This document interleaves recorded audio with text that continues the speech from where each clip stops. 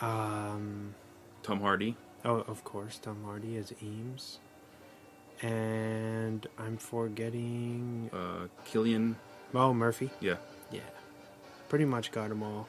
I forget the actress who plays Maul. Yeah, I can't remember her name. Yeah, she's a got like French this, actress. this elegant ass name. But another hottie though, for sure. So sorry about that. Yeah, this is. I feel like this is very like impressive filmmaking. You know what I mean? Especially that he was able to get a studio behind such a. I feel like a complex idea. Yeah. Because you always run the risk of people being like, either this is this is dumb, Yeah. this makes no sense, or it's boring, or what have you. But it clocks in at 2 hours and 28 minutes. Pretty long movie. It's pretty long, Yeah. but I mean, I feel like all of Chris's movies are pretty lengthy. They're all pretty. Yeah. So that's not a huge stretch for him. Mm-hmm. But what do you think about the film, dude? First off, the score. Oh, Hans Zimmer. Oh my god, Hans Zimmer. Yeah. That dude knows how to make a score. If anything, he can make a shitty movie sound really great. I heard, not to cut you off, Yeah. hopefully he hasn't already played yet, but I heard that he's coming to San Diego Oh, that'd be amazing to hear play. that live. Yeah, and when he does that, he just plays basically, scores that he's written from popular films. So I'd love to. Obviously, I didn't get to go to Coachella. He played Coachella. Oh wow, I didn't know that. But now that he's coming here, I'm like, Mhm. holy shit, I'm glad I didn't go, because I would have only went to see Hans. Yeah. So to see him by himself would be, that'd be Sick. unbelievable. Yeah. I thought this movie was really good. Probably, we were talking about this the last episode, I think. This would probably be up in one of my top 10. Yeah? Well, definitely probably one of them. Top 10 perfect films. Yeah. I just think it's the way it's written is great, and just the concept of dreams on top of dreams, and it does make you think like, oh man. I feel like it falls into that category of the Wachowski. Well, at the time they were brothers. The Matrix, the original Matrix. Yeah. That's exactly what I feel like Nolan tapped into as far as writing this, because he wrote it as well. Yeah. And it feels like the mythology of this is perfectly thought out. Mm-hmm. It all pretty much makes sense. The only thing that I really could question, I'm not sure if they do answer this in the movie and I just missed it, but what are the rules behind why the top keeps spinning if you're in the dream, and why it stops? Yeah. You know what I mean? Like how did that come to be? Yeah. You know what I mean? Like why? What laws of gravity or whatever aren't affected are by being that. suspended? Yeah. I guess to create that, and how was that figured out? Yeah. That'd be fun to watch, even like as in like a comic book or a short or something. Yeah, something. Cool. Yeah. But yeah, other than that, I feel like it's crazy, and each time you watch it, you pick up on something different, or maybe a new theory. Yeah. You're not sure if he's still dreaming or not. Yeah. Because it's a relatively happy ending for Cobb's character. Yeah. And the ominous cut at the end is like, makes you think, I don't know. Yeah, you see it right at the end, right before it cuts. You see it kind of, flicker a little bit, but there's so many people who would start fights over if it's a dream, or if it's if he got out and he's finally back home with his kids.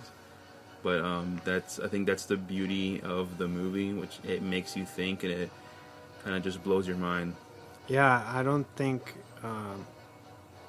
Nolan's ever really he won't really answer. No, I don't think he ever will. He probably never will. Maybe hopefully on his deathbed one day, he'll be like, oh yeah, he was still in the dream, by the way. Okay, bye. And then, that's it. And then finally, fans around the world will rejoice. Just like Richard Kelly, when he comes back and he's like, "No, Donnie was just crazy." Yeah, exactly. Like you guys are just reaching too much. Yeah, you're way too far into the film. You're way too much into it. Yeah, that'd be funny. Well, I wanted to do this film not only for Chris, but I've I've I've always been incredibly into, I guess, dreams and nightmares or Yeah. whatever, like how they can affect you in real life, or Mhm. how foreshadow things that are Mhm. gonna happen, perhaps, or warped kind of realities. And I do first. I'm someone who's a kind of a lucid dreamer Mhm. a lot. Like when I was younger, not so much now. Sometimes because of my weird sleep-wake cycle, Yeah. I kind of, I think I'm late or something, Mhm. and it's like the middle of the day. Yeah. Yeah, but when I was younger, I used to sleepwalk a lot, Oh, okay. and I've done things I've woken up out when I used to live here at my grandparents. Um, I've woken up like in the middle of the yard in the back. Wow. That's Like at, pretty yeah, trippy. like 5 in the morning. And I'm Dang. like standing, and I wake up, and I'm like standing in That's the gotta yard. be creepy. Yeah, yeah, kind of like Donnie, dude. Yeah. Yeah, like that. That's literally happened to me. How old were you when that stuff was happening? Pretty young. 12, 13. Okay. Yeah. So still, So young a kid. Yeah, but but, you still kind of mature. Yeah. Not too young. Yeah. You know what I mean? I definitely could grasp what was going on, but yeah, it was weird. And then when I was later, even when I was like 18, it happened again. A big one that at least I can remember. Mhm. I was sleeping over at one of my best friend's houses at the time, and he had 2 dogs. And I guess I went outside in the middle of the night and threw my blanket that I had. I was sleeping in the living room. Threw the blanket I had out in the yard. That's how they knew that. Yeah, and I had left the doors open. Oh man. But I was back in the house sleeping, and then his mom woke up and was like, "What happened?" Like the dogs were outside and stuff, and they were just like tripping out. Yeah. And it just that I had dreamt like something. Like I always dream like these storylines that make sense at the time. Yeah.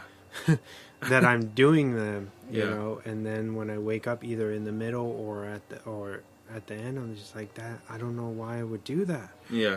So yeah, anyway, I went outside and I threw the blanket in the yard. That's Whatever. crazy. That's pretty wild. But I don't remember. Yeah, I don't remember that at all. Oh wow. So Dreams are crazy. yeah, they are. Yeah. Anyway, I wanted to kind of bring up that personal example too, because I have a little like a dream example from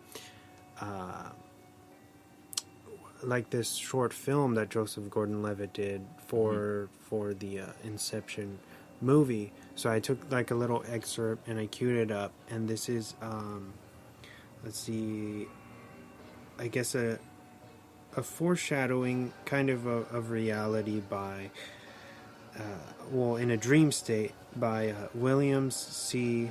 Dement, and he has both a master's degree and a PhD, and he is a professor of behavioral sciences and sleep medicine. Oh, cool. So let's hear that real quick. Awesome. Let's do it.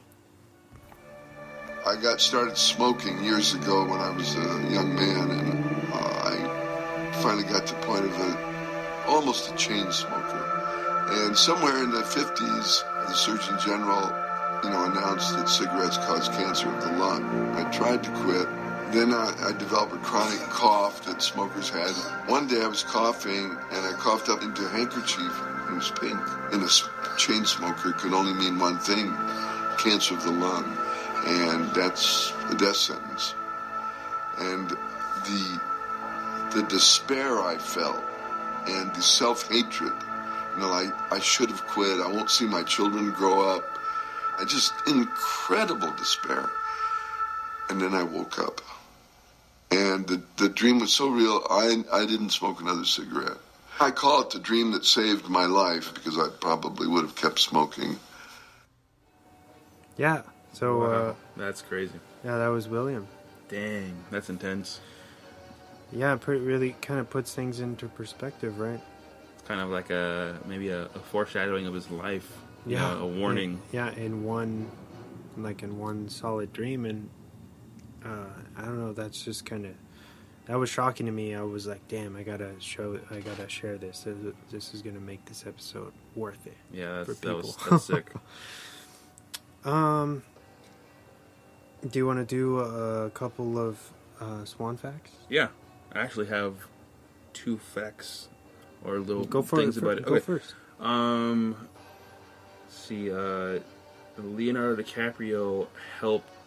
He was a huge part in casting the movie. Okay. When he came on, I guess a lot of the casting decisions were left up to him, Oh. or he was a deciding factor in who should get the certain parts or who should even be considered. So I think that's pretty cool, and I think that's a testament to the actor and how he knows. You know, he's such a great actor already, so he knows what actors or people what they can bring to a film, and I think he probably, if this is true, he helped the movie a lot. Yeah, that was. Well, I mean, he's been around for since he was a kid, so he's got to know what he's doing I would think by now, and he probably has so many connections. Oh yeah, yeah. That's cool. I'll real quick. I'll piggyback off you and say, Christopher Nolan, I guess, said that Leo and the main producer for the film, I guess Leonardo DiCaprio was their first pick for Cobb. Like, wow. Like out of Just the like gate, that, they yeah. were like, "Yep, Leo's our guy," and Wow. he said yes or whatever. So that was cool. That's cool. Yeah. Do you have another one? Yeah, one more, and it's also about DiCaprio. When he got added to the project, he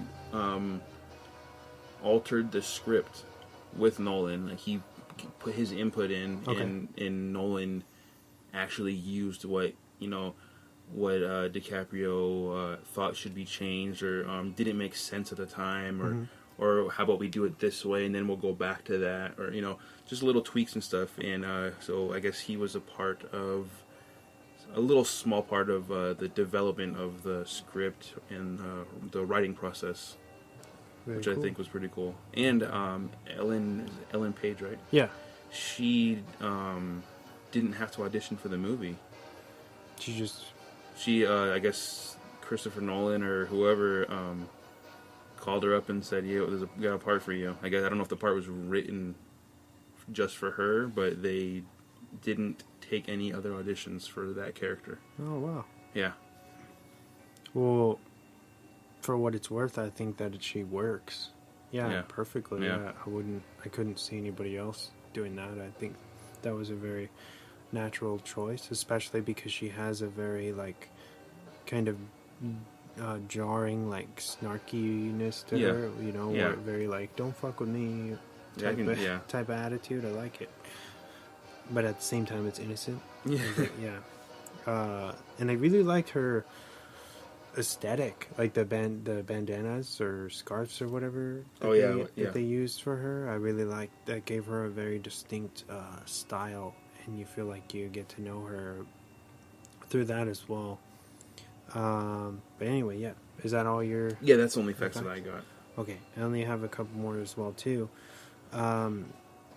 Joseph Gordon-Levitt, I guess he performed all of his stunts except for one for the infamous spinning hallway scene. So that's really cool. that's really him, which is great. Do you know how they pulled that off? I mean, just because it looks looks so real, and they're honestly, they're probably in it's probably choreographed, and they're in a revolving room. I know they can build them on the sound stages. Yeah. I don't know this for a fact, but I've seen music videos do the same thing. Yeah. And all it is they're basically sliding the doors. Yeah, and you have to everything just follow kinda- and they just, they probably have a weird way of filming it. Okay. But yeah. Yeah, because there's those scenes where, even when he's kind of diving through the air, it looks like he's in an airplane, the zero gravity, when they're doing that stuff. But I was saying, I didn't know if they had just built a stage inside of an airplane and done it like that. I mean, because it looks so real. However they did it, it was really good and it's really creative. It's probably one of my favorite parts of the movie. Yeah, I think that's a key part Yeah.